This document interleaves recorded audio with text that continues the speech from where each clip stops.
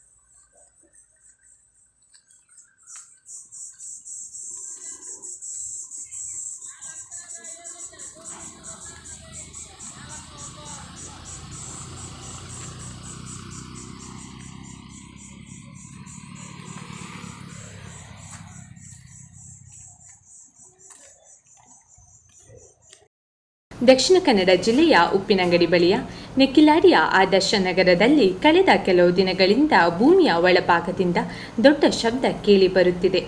ಆರಂಭದ ದಿನಗಳಲ್ಲಿ ಇದು ಪಕ್ಕದ ಕೋರೆಯಿಂದ ಆಗಿರಬಹುದು ಎಂದು ಗ್ರಾಮಸ್ಥರು ಸುಮ್ಮನಾಗಿದ್ದರು. ಪ್ರತಿನಿತ್ಯ 3-4 ಬಾರಿ ಈ ರೀತಿಯ ದೊಡ್ಡವಾದ ಶಬ್ದ ಕೇಳಿ ಬರುತ್ತಿತ್ತು.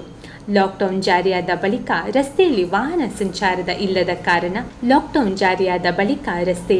ವಾಹನಗಳ ಸಂಚಾರ ಇಲ್ಲದ ಕಾರಣ ಎಲ್ಲವೂ ನಿಶ್ಶಬ್ದವಾಗಿತ್ತು.